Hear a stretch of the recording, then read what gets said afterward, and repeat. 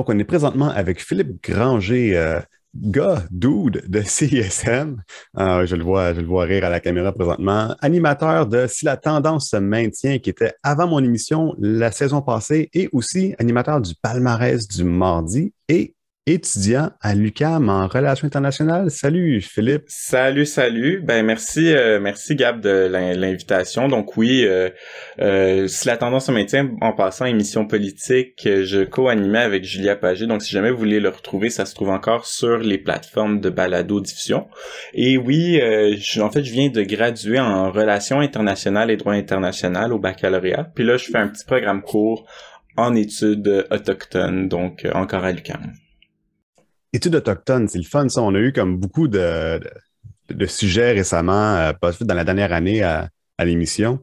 Puis peut-être te réinviter pour parler de ça à un moment donné. Ben ça me ferait, c'est sûr que ça me ferait plaisir dans la mesure où je parle de ce que je suis pas autochtone, donc je parle dans la mesure pour un non-allochtone de ce que je connais. J'ai quand même fait j'ai fait un stage à l'espace autochtone récemment de Radio-Canada, donc j'ai pu vraiment explorer le monde autochtone, mais aussi la relation qu'on peut entretenir entre les allochtones et les autochtones, puis à quel point c'est viable pour la suite des choses.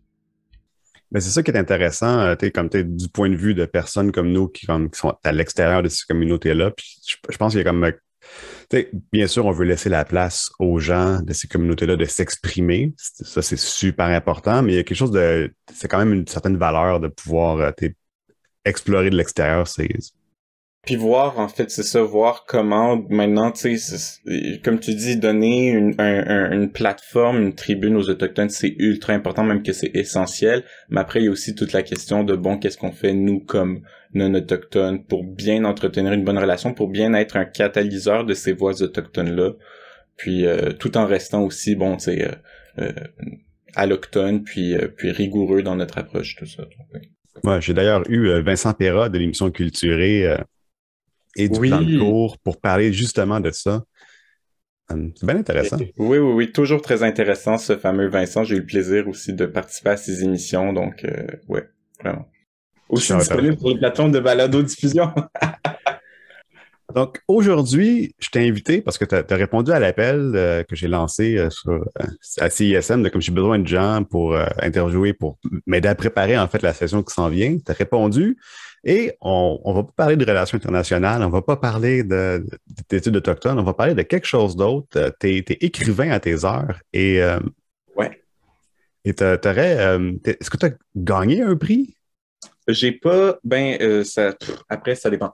Tu sais, j'ai participé à des concours au niveau collégial, tu sais, au niveau secondaire, puis oui, j'ai gagné des petits prix rendus là, même que au début du secondaire, j'avais participé à un concours par voyons, l'Organisation de la francophonie en lien avec l'ONU aussi, puis donc, ils m'avaient remis un petit prix, mais tu sais, c'était rien de bien transcendant, fallait écrire des petits contes et genre, j'avais gagné un prix. Plus récemment, j'ai pas vraiment gagné de prix, mais j'ai été finaliste par contre pour le prix de la Nouvelle Radio-Canada. Donc, ils avaient plus de 800 textes de soumis, plus de 800 nouvelles. Et le mien a été sélectionné parmi les 23 finalistes. Donc, j'ai pas gagné de prix parce qu'il y a différents prix, mais j'ai quand même été. Je considère quand même ça a été quand même un petit baume, un petit coup d'encouragement cette cette nomination-là. Ben c'est ça, c'est pas à négliger, t'es comme 23 sur 800, c'est quand même... Ouais, puis surtout pour un texte que j'ai failli pas soumettre, j'hésitais entre deux textes. Plusieurs me disaient d'envoyer A plutôt que B. Finalement, j'ai envoyé A et B. Finalement, c'est B qui s'est retrouvé à être finaliste. Donc oui, c'est sûr, ça m'a donné une certaine confiance dans mon écriture. Ben c'est ça. Fait qu'aujourd'hui, on va parler, entre autres, de ton texte Rum and Coke.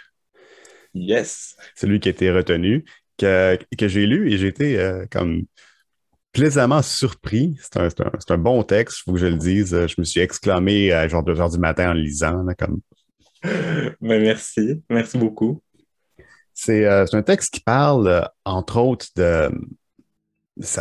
comment est-ce que je pourrais dire? Je voudrais dire un genre de comme soft colonialisme, là, mais Ouais, ben c'est pas mal dit. Si tu veux, je peux essayer d'articuler quelque chose. Moi ouais, comment je peut-être vois ça. peut-être un petit résumé, là. Ouais. Ben, en résumé, c'est l'histoire d'un narrateur qui n'est pas nommé. Un narrateur, mais qu'on sait qu'il est un jeune universitaire, étudiant en cinéma, qui se retrouve en fait sur une île. Ben, en fait, il est en vacances dans un tout inclus à Sainte-Lucie. Et c'est à la première personne et on suit vraiment ses pensées où il essaie beaucoup de se convaincre que tout va bien, que sa vie va bien, qu'il est bien chill et tout ça, mais en fait on se rend compte qu'il a un vide puis qu'il veut, notamment il veut comme socialiser un peu, voir du monde, peut-être se trouver comme un one night ou quoi, tu sais, puis donc on le suit un peu à travers ces réflexions-là, mais il est très, disons qu'il est très dur, très incisif, très cynique même parfois je dirais, dans son approche, donc on le suit à travers ça. C'est ça. Il veut chercher un one night. Et mais on comprend qu'il est intéressé par les gens, mais il est un peu détaché par rapport à ça. C'est pas explicitement dit. Est-ce que ça te dérange qu'on dévoile un peu comme Oh non. C'est correct. c'est ça. Éventuellement, il rentre dans sa chambre d'hôtel parce que il n'y a rien d'autre à faire, puis il se sent un peu comme il dit qu'il est pas loser, mais il se sent loser essentiellement. Ouais. Puis c'est ça. Puis en fait, c'est lui, il essaye de te convaincre que t'es pas loser, mais plus il essaye de te convaincre, plus que tu constates qu'il est. Puis donc, ouais, à un moment donné, c'est ça, il se retrouve dans sa chambre, puis donc il voit quelqu'un nettoyer, il voit un autre homme nettoyer, puis donc il décide de coucher avec lui, mais si je peux me permettre de déjà plonger là-dedans, cette scène-là de sexe, quand je l'ai fait lire à certaines personnes, ils me disaient, oh mon Dieu, ok, c'est comme, c'est legit de la pornographie, ce que tu proposes. Mais ce qu'il faut comprendre, c'est que moi, quand je l'ai écrit, ça se voulait très maladroit, et c'est très maladroit comme scène de sexe. Et donc, moi, je considère plus ça comme de l'humour que comme de la pornographie, mais... Ouais. C'est explicite, mais c'est pas pornographique. Il y a quand même une distinction à faire, là. Oui, en effet. Parce que c'est ça, les actes sexuels sont comme décrits quand même clairement. C'est clair. C'est une écriture claire et limpide. Pour moi, c'est important. Pour moi, je peux pas imaginer ça autrement. Moi, j'ai des amis qui écrivent des poèmes. J'ai aussi ma sœur, en fait, qui écrit des poèmes. Puis, ce niveau d'abstraction qu'il trouve, évidemment, j'aime tout ce qui est poétique. Moi-même, dans mon écriture, je sens que je fais de la certaine poésie, mais moi, quand c'est trop abstractif, j'y arrive pas. C'est pas assez droit au but. Et moi, une auteure que j'aime beaucoup qui fait ce genre d'approche-là assez directe, c'est notamment, Amélie Nothomb, Jean-Philippe Barry-Guerrard. Donc, moi, c'est ce genre de personnes-là que je veux rejoindre plus direct, dans leur approche. Ouais, c'est ça. J'ai eu un auteur récemment dans mon émission. Il a écrit un livre, Ceux dont on ne redoute rien. Rien. On ne Rien. redoute rien. À chaque fois que je le dis de même, je me sens toujours un peu... Anyway. Un peu keb. Oui, c'est ça. Et c'est quand même un livre qui a à peu près 400 quelques pages, là, mais qui se lit extrêmement bien. Puis justement, je l'ai dit, c'est une écriture claire, limpide. Tu te poses jamais trop la question qu'est-ce qui se passe. Puis justement, il y a quelque chose aussi dans ton texte qui est de même. C'est pas brut, mais c'est droit au but, comme. Oui, c'est droit au but. Puis d'autant plus que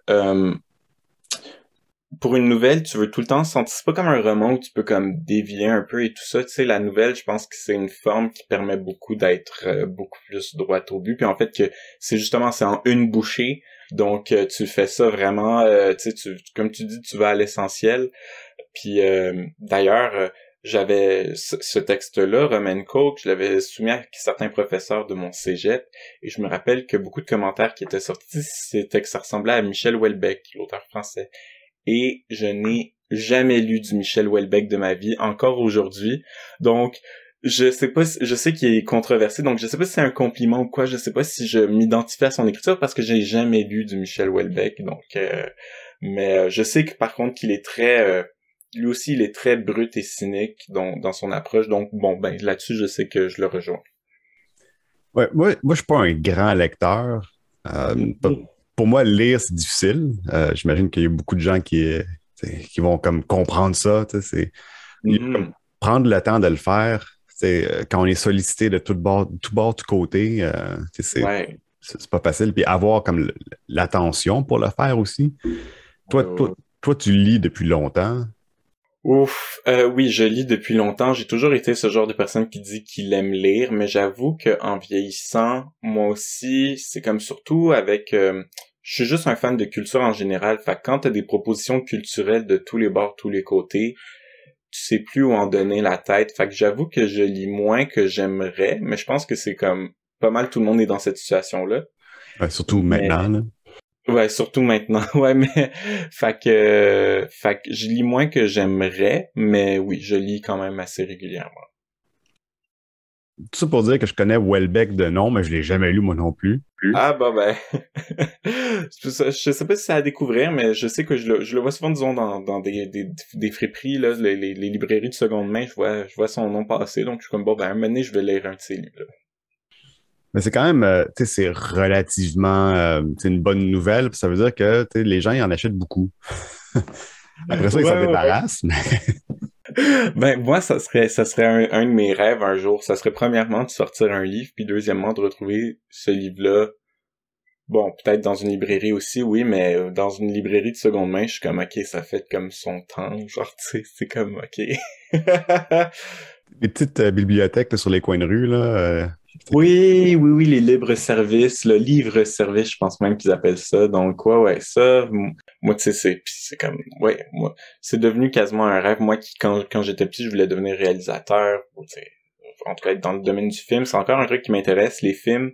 Mais là, maintenant, je pense et je penche plus vers la littérature parce que je pense que c'est plus mon créneau. Puis c'est aussi parce que le cinéma, c'est un gros travail d'équipe d'équipe et il y a quelque chose de beau là-dedans, mais je suis pas sûr que je serais capable, moi qui aime ça, vraiment créer seul, tu sais. Donc c'est ça. ouais, c'est intéressant, ça. Moi qui étudie en cinéma, tu sais, plus le temps avance, plus je me rends compte que tu sais, tu t'imagines quand t'es jeune que le cinéma, c'est t'arrives là, puis t'as ton idée, genre moi je veux être réalisateur. Mais en fait, tu sais, c'est un chaos contrôlé. Comme juste il y a plein de monde qui se pile ses pieds constamment. Puis c'est pas. Tu sais, c'est une industrie entre guillemets, mais c'est comme imagine du théâtre, mais tu sais, comme les productions théâtrales, quand on a cette représentation-là au cinéma, le théâtre, c'est chaotique, puis c'est plein de gens, tous créatifs qui sont comme ensemble, puis qui essaient de comme faire naître de quoi. Le cinéma, c'est pareil, tu sais. Ouais, puis tu sais, surtout que plus tu avances, plus tu sais, t'as d'embûches, puis tu sais, au final, ça a l'air de devenir tellement essoufflant, tu sais, de tout le temps de voir, je sentirais que je dépendrais tout le temps trop des gens par rapport à ce que je voudrais. Parce que oui, c'est bien de faire un travail d'équipe. Je veux dire, c'est beau, moi, quand je vois un film puis que c'est comme plein de gens talentueux et passionnés et tout ça qui font quelque chose ensemble, c'est magnifique, mais c'est ça. Je suis pas sûr que j'aurais les nerfs assez solides. On disait tantôt que ton écriture est claire et droite au but. Les choses sont décrites assez explicitement, sauf que le propos est quand même un peu caché. Il y a un soin qui est fait dans ta nouvelle pour pas dire les choses que tu veux dire de manière explicite. Oui, non, ça c'est sûr. Ça j'adore ça. Ça, si tu savais à quel point je sais que tu l'as pas formulé comme tel, mais je le prends quasiment comme un compliment parce que honnêtement, j'ai un, ce que je déteste le plus, c'est quand on me met trop les choses dans la face.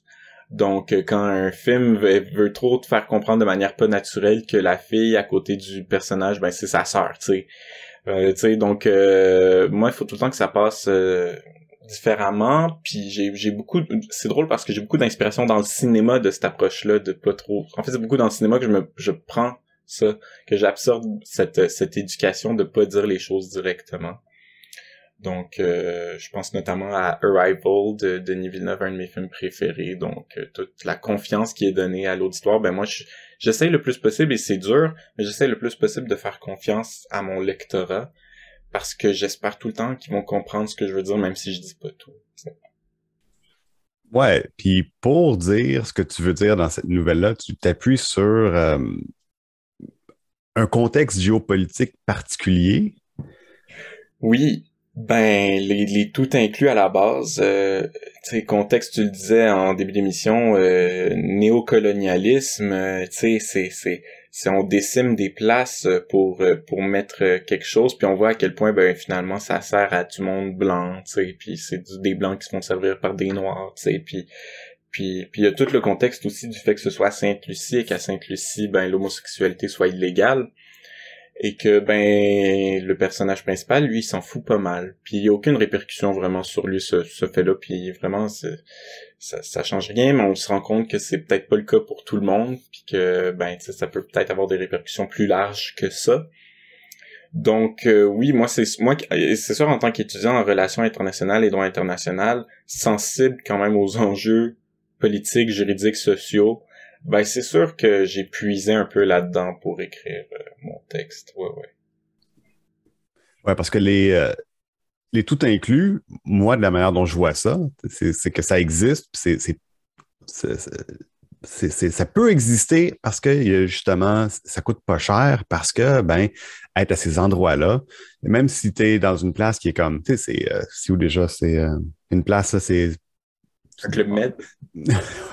Ouais, Club Med, mais des endroits qui sont comme ça, qui sont, tu sais, c'est la France essentiellement, mais tu sais, c'est des places insulaires, Ouais, ouais, ouais. c'est considéré comme la France, mais les citoyens qui sont là-bas, ben, ils sont pas payés comme des citoyens français le seraient, puis ben, les employés de renom dans ces places-là, ben, c'est des gens qui viennent de la France, puis ceux qui font le ménage, ben, c'est des gens qui sont locaux. Puis Ouais, ouais. tu peux aller là-bas puis boire comme tu veux, puis ça coûte pas cher parce que ben ça coûte pas cher à payer ces gens-là. Fait qu'il y a toujours comme un aspect de comme colonialisme qui est présent. Moi, ça me choque un peu, genre des gens qui Ben sont oui. comme. Il y a toujours, il y a toujours du monde qui vont pouvoir dire, dans une optique très néolibérale, ah ben non, mais c'est parce que ces gens-là, sinon ils auraient pas de job, tu sais, sinon ils seraient dans la rue et tout ça. Puis il y a du monde qui vont dire, ben non, ils sont contents que vous soyez là. Puis je suis comme, admettons que ce soit vrai. Ça reste que la dynamique qui est là est pas saine. Ça reste que les territoires en question, comme je disais, sont décimés de manière de ce que je vois et de ce que j'ai compris, de ce que j'ai lu, pas de manière appropriée, notamment en vue de l'urgence climatique, tu sais. Donc, j'ai pas l'impression, puis je suis même assez convaincu que, en effet, c'est pas viable, puis que c'est une forme de néocolonialisme. Euh, Après, est-ce qu'on est sorti de là de sitôt? Ça, c'est une autre question. Quand on parle de ton approche, tes relations internationales, etc., tu parles de Sainte-Lucie où ça se passe, puis on l'a pas dit clairement, mais tu sais, ta nouvelle, elle met en scène une relation homosexuelle. Tu l'as mentionné, l'homosexualité est illégale à Sainte-Lucie Ouais. et l'attitude de ton personnage en dit beaucoup sur comment nous, on se place par rapport à ces endroits-là. Ouais. C'est... Ben, tu sais, je vais faire peut-être un genre d'aparté avant de répondre peut-être plus directement à ton commentaire, mais c'est drôle parce qu'on a cette utopie des relations, ben, tu sais, c'est pas une utopie, ça existe vraiment, les relations internationales, mais dans le sens, on se dit, on se tient tous main dans la main, on est tous d'accord, puis on défend les droits humains. Et tu sais, l'homosexualité, en tout cas de mon point de vue, c'est quelque chose qui n'est pas un choix, qui n'est pas culturel, dans le sens, c'est pas ah ben ça donne que les communautés du Nord ben ils sont plus tu sais homosexuels. Non, selon moi c'est une réalité qui est internationale, qui concerne tout le monde. Et donc voir ça comme un, tu sais, présentement le droit international ne se penche pas beaucoup, ou en tout cas pas suffisamment à mon goût sur les questions qui concernent les minorités sexuelles et de genre. Puis donc, euh, je trouve que, ben, justement, nous, on se dit, tu sais, on aime ça se dire qu'au Québec, ben, même que aujourd'hui, c'est quasiment, tu sais, comme on dit, ah, être une femme, c'est correct aujourd'hui, il y a plus de problème. Ben, c'est la même chose, être LGBTQ+, aujourd'hui, c'est correct. Et là, parfois, il y a du monde qui se rattrape et disent, au Québec. Moi, je trouve que même au Québec, il y a des problèmes à régler, mais disons, ok, admettons, on dit au Québec, je trouve que le problème à l'international est encore extrêmement grave. Tu sais, des pays où tu peux être littéralement tué parce que t'es homosexuel. Tu Tu sais, puis le droit international, comme je dis, a déjà assez de mal, a déjà beaucoup de fil à retordre présentement, donc se penche peu là-dessus, mais il y a beaucoup de militants qui se penchent là-dessus, mais là après on rentre sur tu sais justement comme je disais, tu sais les gens les trouvent trop radicaux, là, la droite comme Éric Duhem aime ça parler de lobby gay, donc on les trouve trop extrêmes parce qu'ils sont en train de défendre des droits humains. Je commence à trouver ça un peu paradoxal. Donc, je voulais un peu expliciter ça, dans mon écriture, ce je m'en foutisme, notamment relié à ça, et qui est partagé non seulement par les gens qui ne sont pas LGBTQ+, mais par les gens qui sont LGBTQ+, aussi. T'sais, aujourd'hui, on trouve énormément de LGBTQ+, qui sont conservateurs. Et même que c'est une rhétorique utilisée par beaucoup de partis d'extrême droite pour justifier l'islamophobie. Et c'est pas moi qui invente ça, ça a été documenté, il y a eu un article notamment de The Economist là-dessus, c'est super intéressant. Mais donc voilà, c'est un peu ça que je voulais dénoncer dans mon écriture. Ouais, c'est ça. Le personnage lui-même a de l'air comme désintéressé par cette cause-là, règle générale, parce qu'il est très centré sur lui-même, puis juste son plaisir au minimum dans le moment présent. Oui, et puis il se dit que, anyways, il a payé pour ça, donc il a pas à se sentir mal. Ça, c'est la logique que beaucoup de gens entretiennent, tu sais. La logique néolibérale capitaliste, loi du marché.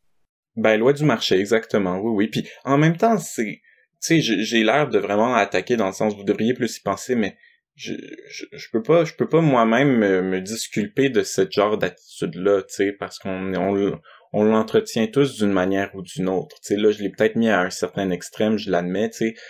Puis oui, je le formule aujourd'hui et aussi dans mon écriture comme une forme de dénonciation, mais tu sais, comme je dis, on est tous un peu coupables là-dedans, puis en fait, c'est un travail commun à faire, qu'il faut faire, bien évidemment.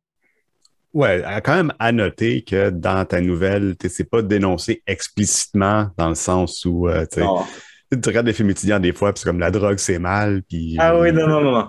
Ah non, non, non, ça, oui, oui. Comme j'ai dit, en fait, toutes mes critiques, je veux pas nécessairement les faire de manière frontale, là, tu sais, donc, ouais, ouais.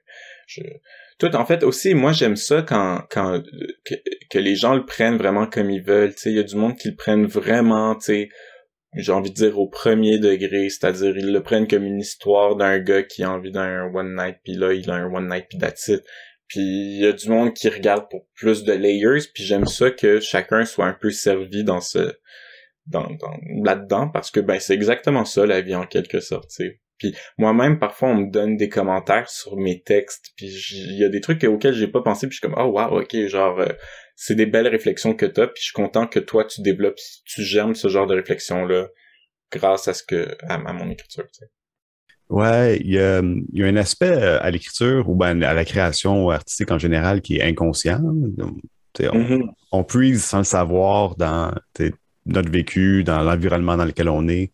On veut expliciter des choses, mais aussi on le fait sans le vouloir. Comment je pourrais dire?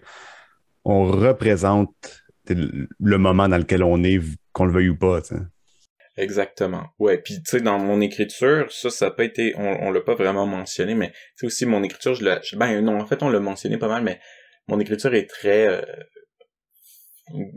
j'allais dire grossière, elle est pas grossière, mais elle est très familière, disons, tu sais, avec les anglicismes, les manières de parler peut-être plus jeunes et tout ça. Puis donc, genre, tu sais, c'est ça se veut aucunement, comme tu dis, la drogue c'est mal, tu sais, genre.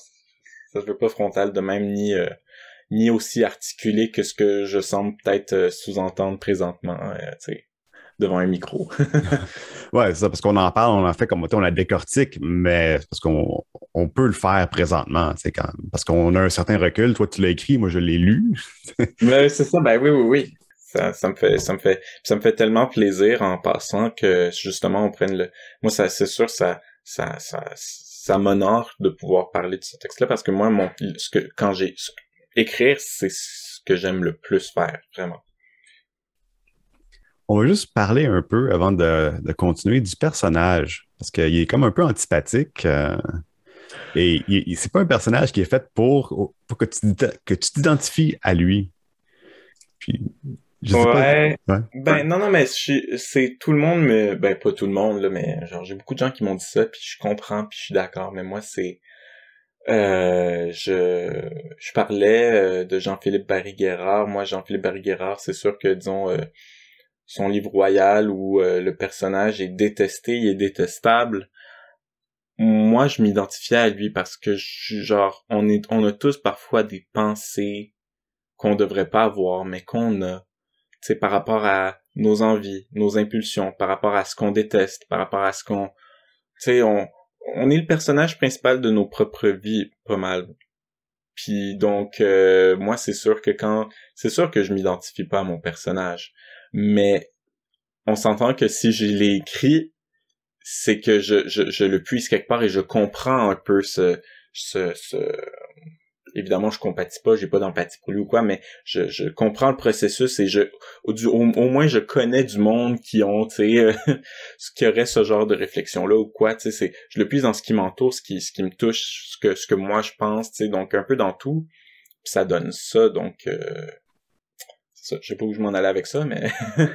Ben, il y a deux choses à retenir, je crois. C'est que, premièrement, les gens, souvent, ils s'attendent à s'identifier au personnage, puis ils veulent une histoire qui est comme, qui relève un peu tu sais, l'espèce humaine. Tu sais, ah oui, les bonnes choses de la vie, tu sais, ah, le, l'espoir et tout et tout.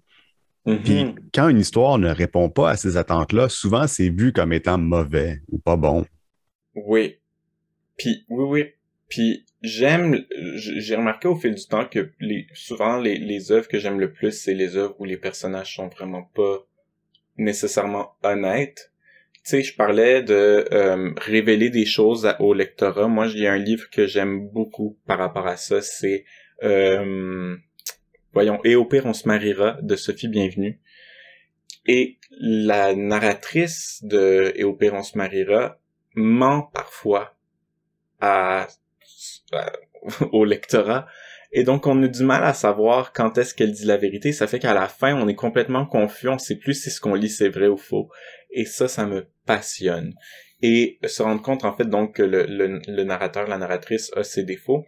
Et ce que j'aime faire, parfois, pour expliciter ça, c'est utiliser une comparaison en roman graphique avec des romans graphiques quand même assez connus. D'un bord, il y a, je dirais, Persépolis de Marjane Satrapi, qui est une de mes œuvres préférées. Et de l'autre bord, je mettrais Michel Rabagliati, disons, ou peut-être même Guy Delisle, mais peut-être moins Guy Delisle, mais en tout cas, surtout Michel Rabagliati. Et Marjane Satrapi, dans Persépolis, a vraiment pas peur d'exposer ses défauts. Oui, parfois on l'aime, on la trouve intelligente et tout ça, mais tu sais, parfois elle a fait des choses, disons, à un moment donné, elle a dénoncé quelqu'un à tort à la police, puis elle s'en tire pas, elle essaye pas de vraiment de s'excuser. Après, toi, malgré toi, en tant que lecteur, tu l'excuses d'une certaine manière, mais elle le cherche pas, ça, ta pitié ou quoi. Elle fait juste exposer ce qui a été la vérité et ce que ça a été sa vie.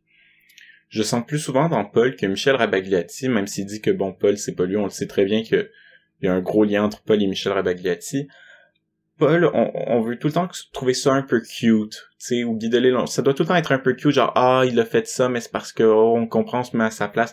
Puis le lecteur aime, on se dit, ah, c'est des petites erreurs de la vie. Mais moi, je préfère beaucoup plus quand vraiment c'est comme, j'ai été méchant, j'ai fait une gaffe, j'ai fait quelque chose de pas bien, mais c'est parce que dans la vie, on fait tous des choses de pas bien. On a tous déjà menti, on a tous déjà fait des choses qu'on regrette.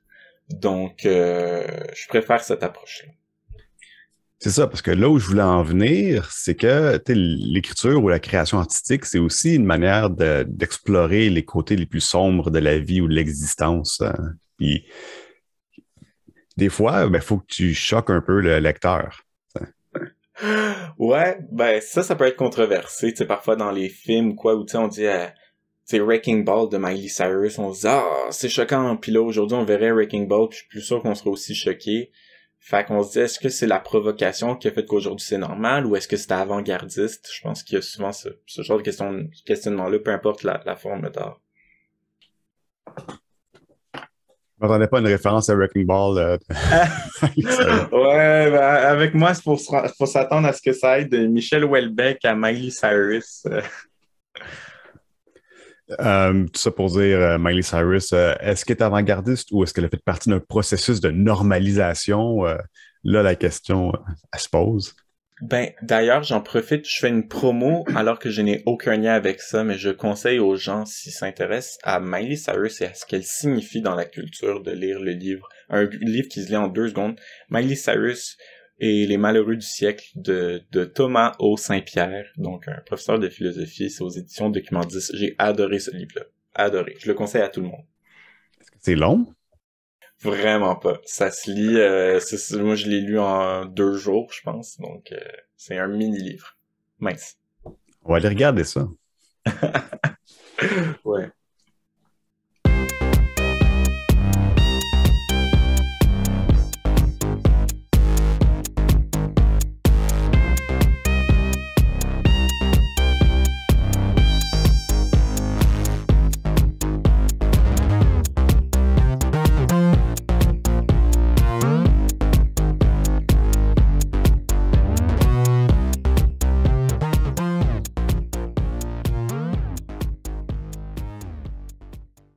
On va faire un peu ta biographie, juste parce que c'est quand même assez intéressant. C'est pas une biographie assez. C'était pas ordinaire dans le sens où t'as eu une éducation particulière. J'ai eu une éducation assez, j'ai envie de dire, privilégiée. J'ai fait 11 ans dans une école française à Montréal. Il y a 2 écoles françaises à Montréal, le lycée Marie de France et le collège Stanislas. Il y en a un dans le coin plus de NDG, l'autre à Outremont. Je suis allé au collège Stanislas, donc de la maternelle jusqu'au secondaire 5. J'aurais pu rester jusqu'au cégep, mais j'ai quitté pour aller pour pas rester au système français, donc et pas faire mon lycée, et plutôt donc aller au cégep, aller au collège Jean de Brébeuf. Là aussi entre Outremont et Côte-des-Neiges. Des coins semi-privilégiés, mais en même temps, c'est particulier ces coins-là. Tu sais. Moi, j'ai une fascination pour ce coin-là où, tu sais, les richissimes, ben, tu sais, on parle pas de ultra-milliardaires, mais de quand même des richissimes, des gens influents ont vécu dans ce coin-là. Tu sais, toute la famille Trudeau, ou tu sais, la Anaïs Barbeau-Lavalette, quand on lit La femme qui fuit, c'est ce coin-là, tu sais, c'est intriguant et aussi, il y a un aspect un peu patrimonial à ce coin-là. Donc, bref, c'est fascinant. Ouais, mais quand on parle de NDG, on parle de t'es richissime, mais aussi pauvreté. Oui, ouais, oui, Côte-des-Neiges, le coin Côte-des-Neiges, c'est sûr, c'est vraiment bizarre parce que vraiment, Brébeuf vient délimiter un coin, en fait, c'est tamponné un peu par le coin étudiant que représente l'UDM, mais entre le coin étudiant, en fait, le coin étudiant est coincé entre le Outremont très riche, surtout que c'est le coin qui est proche de Côte-des-Neiges, c'est le Upper Outremont, tu sais, vraiment les grosses baraques. Et de l'autre bord, après, t'as le Côte-des-Neiges, donc il y a un des quartiers les plus pauvres de Montréal, tu sais, donc oui, c'est sûr qu'il y a un clivage, et quand même t'es étudiant à Brébeuf, vraiment, tu sais, c'est pas la même vibe quand tu vas à la station UDM ou quand tu vas à la station Côte-des-Neiges, et malheureusement, c'est normal, là, tu sais. Ce qui arrive souvent, j'ai l'impression, c'est que aussitôt que tu as des gens qui sont plus riches que la moyenne, directement à côté, tu as des gens plus pauvres que la moyenne. On le voit avec, c'est Parc Extension et Ville-Mont-Royal, avec la fameuse clôture. La fameuse clôture. Ouais, C'est ouais, ouais. c'est choquant, ça. Oui, oui, oui, puis je m'y connais pas assez, disons, en géographie, en urbanisme, pour pouvoir me pencher là-dessus, mais je suis sûr qu'il y a des recherches là-dessus. Moi, je trouve ça fascinant. Puis donc, oui, tu sais, aussi, il y a un petit coin, tu sais, il y a un petit côté, je trouve, tu sais, c'est sûr qu'à ce moment-là, les gens riches qui sont à côté, soit il y a 2 cas, soit ils veulent mettre une clôture, ou soit au contraire, ils se sentent comme les héros, ils se disent « Ah, mais moi, je suis là pour pouvoir changer ça, là. » Tu sais, moi, je connais ça, la pauvreté, j'étais proche d'un quartier pauvre, tu sais, genre, je pense qu'il y a du monde qui peuvent développer aussi ce genre de réflexion-là. Ah, il y a plein de... Je pense que ça s'approche de plein de directions puis de plein de manières. Moi, ce que j'en sais, c'est surtout... j'avais un cours au cégep qui était Montréal Underground et méconnu, au cégep de Saint-Laurent. Puis c'était un cours d'option, puis on explorait un peu la ville, son histoire, puis comment elle s'est construit au fil du temps. Une des sorties qu'on avait faites, on avait fait plusieurs sorties. Il y en a une que c'était, ben, on fait un parcours dans Parc Extension. On sort de métro, on fait un parcours, puis on rentre dans un autre métro, un autre métro. Et essentiellement, on passait à côté d'écoles, de lieux de culte et d'installations comme des parcs, dans Parc Extension. Puis on traversait la clôture pour aller dans la ville Mont-Royal, puis on voyait comme la différence. Puis comme d'un côté, c'est pas entretenu, c'est poussiéreux, il n'y a pas beaucoup de. C'est des vieilles écoles croulantes, il n'y a pas d'arbres. Là, tu passes la clôture, puis tout est des gazons partout. Oui, puis ce qui est d'autant plus intriguant, je dirais, avec Ville-Mont-Royal, c'est qu'il n'y a pas énormément de transports en commun, donc la différence est encore plus flagrante, tu sais, donc au moins, disons, tu sais, Outremont, Côte-des-Neiges, ce coin-là, tu sais, vraiment, ça se relie beaucoup avec le transport en commun, mais chaque fois que je veux me rendre à Ville-Mont-Royal, c'est un casse-tête, alors que Parc-Ex, ça l'est beaucoup moins. Ouais, ça sont comme exclus eux-mêmes de. Ben, c'est ça, ils s'excluent eux-mêmes, on dirait que ça, quasiment que ça leur fait plaisir de d'être aussi isolés, parce que anyway, ils utilisent leur char, donc... Ouais, c'est ça. Le collège Stanislas, c'est le système français. Mm-hmm. Est-ce que ça a été formateur? Ça doit, là, quand t'es Ah, jeune. c'est une excellente question. J'ai une relation amour-haine avec ma scolarité, je dirais. C'est j'ai pas d'origine française à proprement dit. Mon père vient de Saint-Donat, ma mère vient de Boucherville. Euh, Par contre, donc c'est ça, ils ont visité cette école-là, ils trouvaient que ils aimaient bien le système et tout ça. Et oui, le système français, c'est sûr, ça m'a formé beaucoup dans ma manière de m'exprimer, ma manière de structurer mes pensées. Donc, côté philosophie, histoire, littérature, là-dessus, j'en ai beaucoup tu sais, j'ai beaucoup de reconnaissance envers le système où je suis allé. Puis d'ailleurs, ça me rappelle un reportage récent de Télé-Québec, d'une émission de Télé-Québec où ils accompagnaient Charles Tissère au Collège Stanislas, justement, parce que c'est un ancien du Collège Stanislas. Il disait que justement, ça a beaucoup aidé Charles Tissère, le système français, pour l'aider, parce qu'avant, si je me rappelle bien, il faisait du bégaiement ou quelque chose, ou en tout cas, il avait un problème quelconque de l'élocution ou d'apprentissage. Je me rappelle plus précisément. Et donc, ça l'avait aidé et je comprends pourquoi. Mais d'autre part, c'est un système très, très strict, très hiérarchique. C'est compétitif, mais plus que je pense des autres systèmes. Donc, ça a vraiment ses limites. Et au niveau des sciences, personnellement, j'ai été quand même assez déçu. Moi, je me suis rendu au cégep et tous les étudiants qui étaient du collège Stanislas, quand on étudiait les sciences, là, au cégep, on s'en mordait les doigts. C'est donc... évidemment, comme toutes les écoles, il y a ses failles. Puis je regrette aucunement d'avoir fait le parcours que j'ai fait. J'ai adoré mon parcours, puis j'ai rencontré autant des étudiants que des professeurs exceptionnels. C'est là notamment que j'ai appris le mandarin. Et donc, c'est ça, j'ai adoré. Mais bon, après, est-ce qu'il y a ses défauts et tout ça? Est-ce que j'ai des critiques? Et est-ce que j'ai eu parfois des moments plus dépressifs dans cette école-là? Oui. Donc...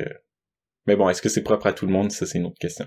Ouais, la question, elle se pose, est-ce que c'est exclusif au collège Stanislas être dépressif quand étudiant? Ah ben voilà, non mais c'est ça. Moi, je chante tout le temps que quand les gens comparent leur école, ils disent tout le temps, ah, moi c'était pire, c'était horrible et tout, mais t'es comme, tu le sais pas tant que t'as pas vécu les deux, tu sais, donc... Ouais, pour avoir fait une école privée et une école publique, de ce que je retiens de l'école privée, c'est qu'il y a beaucoup il y a beaucoup d'apparences qui cachent en fait les mêmes vices que tu vas avoir comme dans l'école publique, des vices qui sont peut-être juste plus à vue d'œil quand t'as moins d'argent pour juste oui. couvrir les choses. Puis surtout que quand t'es public, je sens que t'as moins peur nécessairement de l'expliciter parce que ça peut faire en sorte que tu peux justement avoir plus d'aide puis tu te sens moins mal, tandis que l'école privée, ben c'est que eux ils sont beaucoup stickés sur les classements puis sur le prestige et tout ça, donc... Tu as plus de risques dans l'école privée si tu montres quelconque déviation du système de l'école publique. Ben, c'est quand même intéressant parce que moi, j'étais à l'école privée 1 an, ça n'a pas fité. Je connais des gens qui l'ont fait comme longtemps, puis c'était comme, ah man, plein de drogue là-bas tout le temps, genre. C'est comme... Ben oui, puis tu sais, à Outremont, il y a eu une controverse récemment à savoir est-ce qu'on installe une SQDC ou non, et là, il y a eu de la grogne, beaucoup de la population, ils voulaient pas une SQDC, notamment parce qu'il y a des écoles alentours. Et là-dessus, je pourrais te faire un épisode complet sur à quel point ça m'a outré un peu cette approche-là. Parce que je me disais, ben, vous pensez que parce qu'il y a pas de SQDC à Outremont, il y a pas de drogue, par exemple, au collège Stanislas? Je genre, arrêtez d'être aussi aveugle, s'il vous plaît, là, tu sais. C'est comme, ce que je trouve intéressant, c'est que tu me dis que tu étais fort en littérature, en philosophie, mais moins fort en sciences. Puis j'aurais pensé que les sciences auraient peut-être été comme valorisées. Ou, Je peux pas dire que ça a été dévalorisé. ouais, C'est que quand je compare, en tout cas avec mon expérience au cégep, et quand je compare avec mes camarades de classe du cégep, ce qu'ils ont vécu au secondaire, moi par exemple, et c'est propre au système français de ce que j'ai compris, mais j'ai jamais fait, avant le cégep, un rapport de laboratoire. Donc, en arrivant au cégep, je ne savais pas c'était quoi un rapport de laboratoire, je ne savais pas en quoi ça consistait, en qu'est-ce qu'il fallait faire et tout ça, j'en avais aucune idée. Et j'ai appris un peu sur le tas. Puis, puis aussi, dans le système français, les cours de physique et de chimie sont dans le même cours, sont donnés par le même prof. Donc, c'est des cours de physique-chimie. C'est pas des cours de physique et des cours de chimie. Donc, je sais que mon frère, ma sœur et moi qui avons fait le même parcours, on a eu on a été un peu surpris en arrivant au cégep de se dire, ah, mais ça, c'est de la physique ou de la chimie? Parce que nous, au final, on mélangeait les deux. Évidemment, on était quand même assez perspicace ça prenait pas tant de temps pour différencier les deux, mais parfois, on s'est rendu compte à quel point, en fait, les deux domaines étaient beaucoup plus différents que ce qu'on essayait de nous vendre au système français, puis je pense vraiment que ça a affecté mon éducation scientifique. parce qu'au début, tu voulais aller dans un domaine plus scientifique, relations internationales, je pense. Non, non, non. Non, je pense que moi, j'ai jamais vraiment, à part la psychologie et peut-être, disons, la neuroscience, je trouvais ça assez intéressant, mais moi, j'ai toujours su un peu que j'allais me retourner vers des trucs plus politiques ou juridiques ou quelque chose de plus social, humain. J'étais beaucoup impliqué dans des activités, beaucoup d'implication, leadership, de travail social et communautaire au secondaire. Donc, je savais pas mal que je m'enlignais vers ça. Puis, c'est ça, une fois rendu au cégep, en plus, j'ai changé de programme, j'étais en sciences, lettres et arts, et finalement, je me suis retrouvé en sciences humaines parce que j'étais vraiment trop nul en sciences. Et après les sciences humaines, justement, bon, les relations internationales, c'est ça qui est venu confirmer mon amour des sciences sociales. Ok. Tu n'as jamais vraiment étudié en arts et lettres. Ton bagage comme collège français t'a sûrement dû aider là-dedans, mais tu n'es pas quelqu'un qui s'est dit, ah, ben, je vais aller en littérature. Cependant, tu fais beaucoup d'écriture. Ouais. Ça, en effet, c'est super intéressant, puis c'est sûr que ça m'arrive parfois de me dire, ah, je suis peut-être un peu imposteur, je devrais peut-être faire des études littéraires. J'ai fait un peu, donc, tu sais, au cégep, comme je dis au début, j'ai fait sciences, lettres et arts, donc on avait quand même des cours d'art un peu, mais je peux pas considérer que ce programme-là, c'était un programme d'art. C'était surtout axé sur la science. Mais c'était quand même du monde très exceptionnel, j'ai adoré ce programme-là. J'ai jamais fait, puis je dirais c'est ça, ça a été l'accumulation des cours de français à Stanislas qui étaient très rigoureux, des cours encore plus rigoureux à Brébeuf avec des professeurs exceptionnels. Et moi, pour moi, c'est très important de pouvoir mélanger la politique et la culture, qui sont deux choses que je trouve fondamentales et que je trouve plus reliées qu'on pourrait le croire. Et j'aime souvent faire la référence au livre Les luttes fécondes de Catherine Dorion pour expliciter ça. C'est un livre, CISM doit être tanné de m'entendre parler de ce livre-là. Je pense que c'est la 3e ou 4e fois que je le mentionne.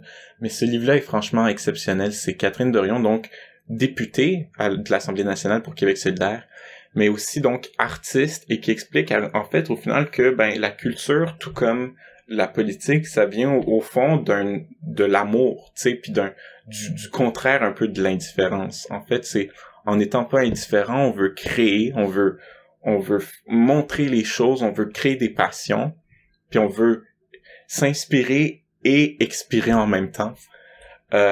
Puis donc moi c'est beaucoup comme ça que je vois ça, et donc moi j'écris, mais j'ai besoin de tout cet aspect plus politique, rigide, de recherche. Je veux sentir que si je faisais juste de l'art, je sentirais que je contribue pas, tu sais, à ma société. Mais en même temps, si je faisais juste de la politique, je sentirais que je vis pas, puis que je partage pas ma saveur, tu sais. Donc, je suis très content d'avoir les deux. C'est intéressant ce que tu dis, parce que tu as l'air à faire une dichotomie particulière entre juste de l'art ou juste de la politique. Il y a un courant de gens qui disent que l'art, c'est tout le temps politique. Veux pas, tu peux pas t'extraire d'un contexte particulier. Ouais. J'espère que je t'ai pas interrompu.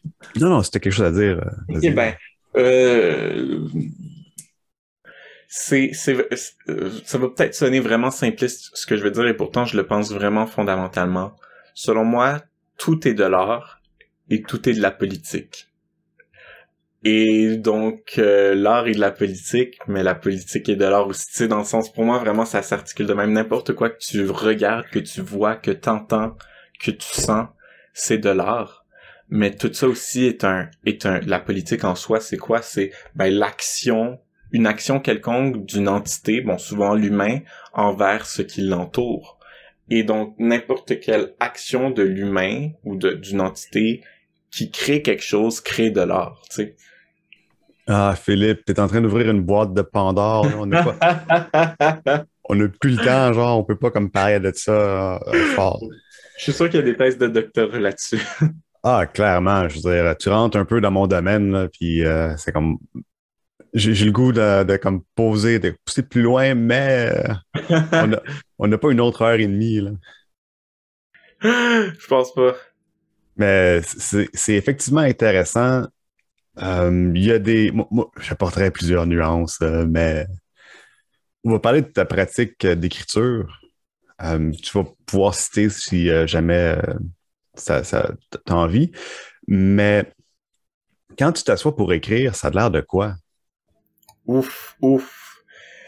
Je pense que tout le monde a la vision un peu, tu sais, oh, je m'assois dans un beau bureau, ou au contraire, un bureau complètement à l'envers, un débarras, puis t'es comme, oh, là, je vais écrire 3 heures.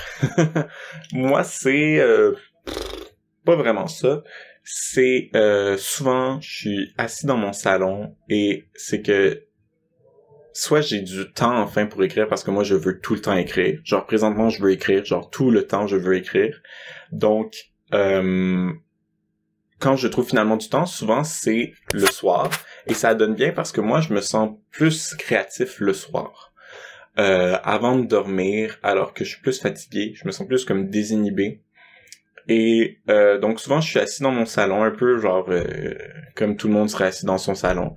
Et donc je me mets un peu à écrire, puis quand je me tanne puis que je suis vraiment trop fatigué, j'arrête. Puis parfois en fait quand j'ai vraiment encore des petites idées, je les note sans vraiment écrire. Puis donc je retrouve le texte le lendemain. Puis ou tu sais parfois si je dis le lendemain, mais tu vois ça fait plusieurs jours que j'ai écrit. Mais tu vois, la semaine dernière, ça me grugeait. J'étais comme, non, là, faut que j'écrive. Fait que là, je m'étais pris vraiment une demi-heure, 1 heure. Mais, tu sais, je me chronomètre pas. C'est vraiment en fonction de ce qui ressort. Mais après, je traîne toujours aussi mon téléphone avec moi pour noter mes petites idées, parfois qui me viennent dans le métro. Souvent, c'est dans le métro. J'ai souvent des idées dans le métro. Fait que... L'esprit de l'escalier. Oui, l'esprit de l'escalier. Je connais pas.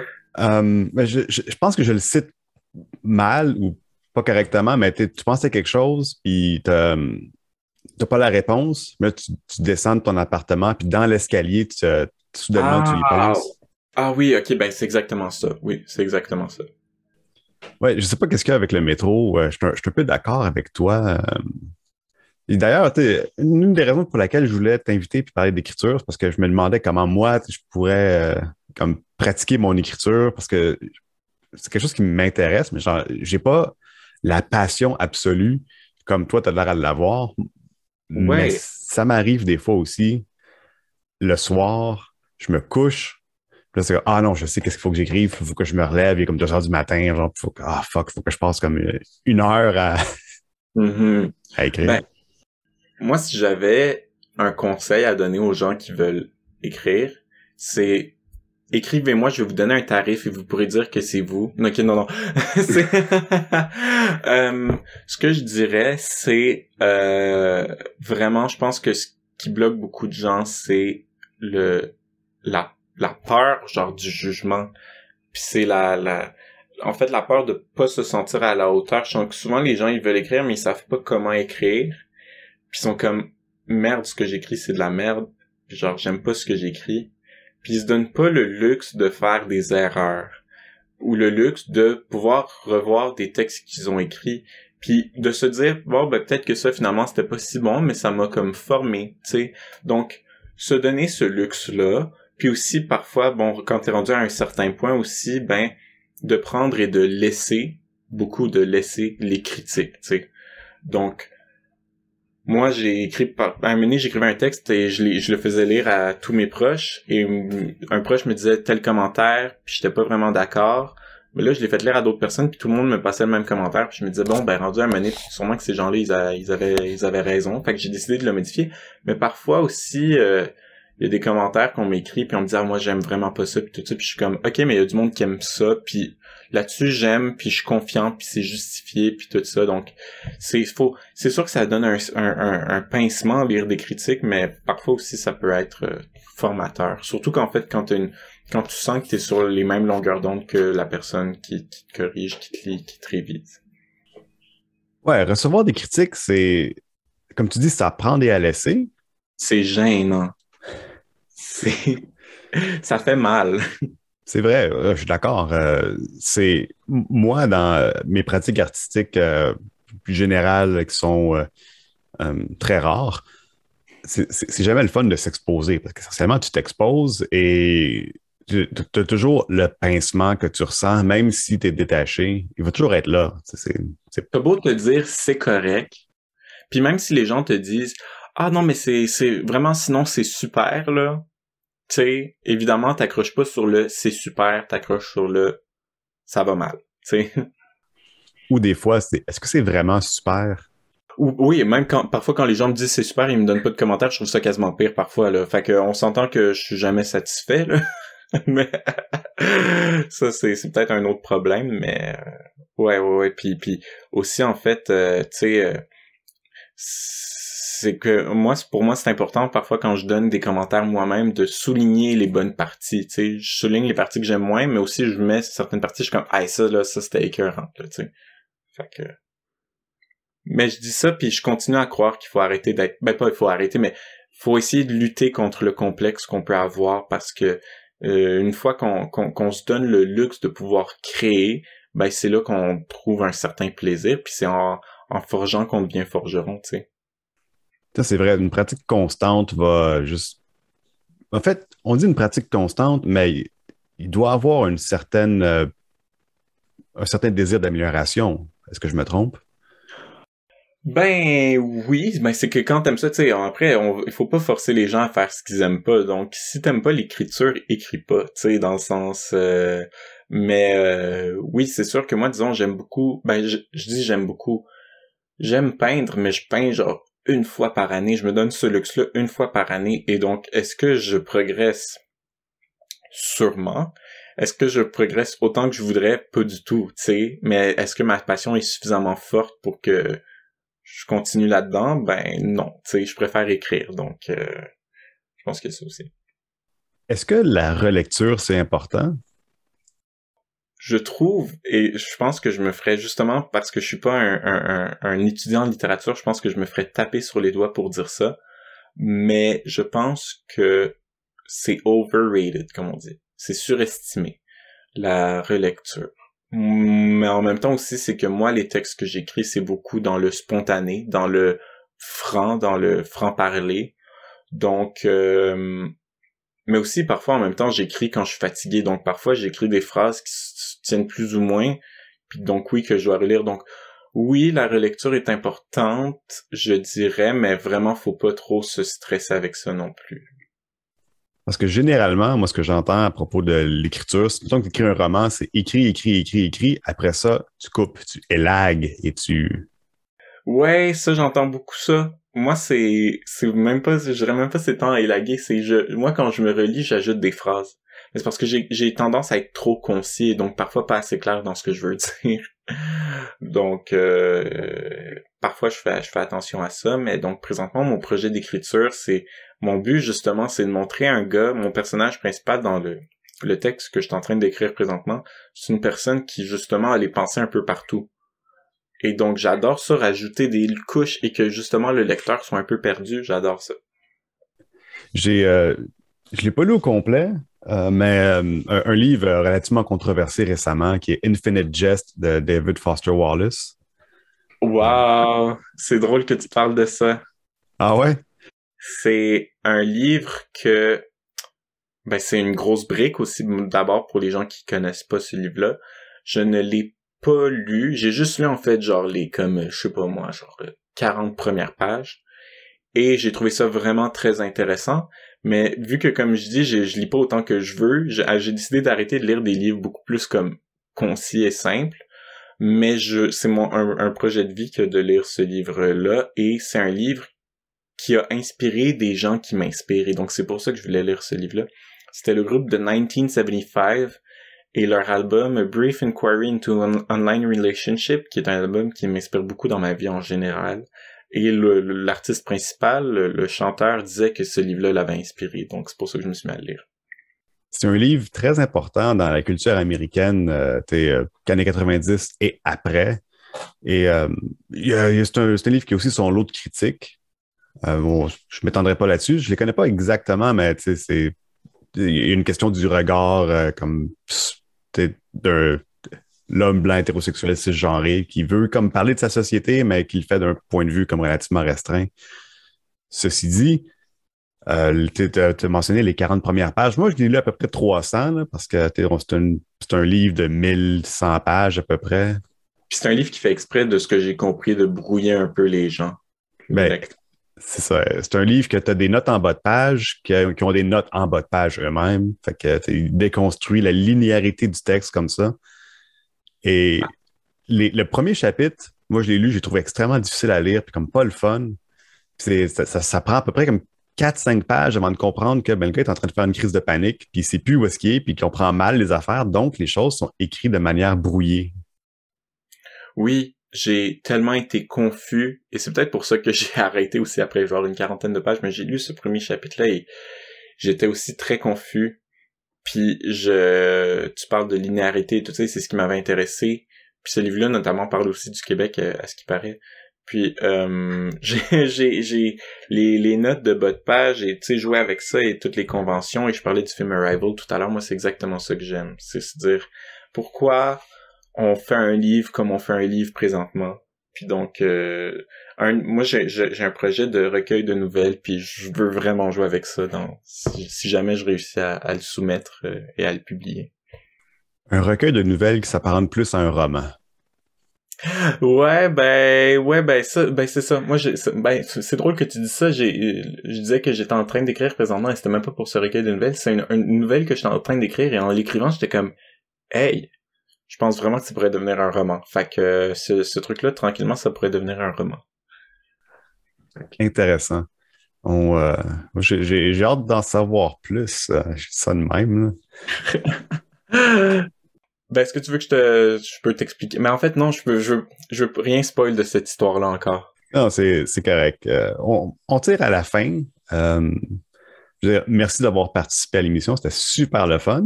Hey, non, mais c'est moi qui devrais remercier de m'accueillir. Je pensais pas que mes propos étaient si pertinents. Ben, on a fait une pré-entrevue. Moi, j'étais comme, ça va être une discussion intéressante à avoir de toute manière. Fait que ça... Oui. Puis, si tu veux, est-ce que tu pourrais juste nous lire un petit extrait pour qu'on puisse se quitter là-dessus? Oui, avec plaisir.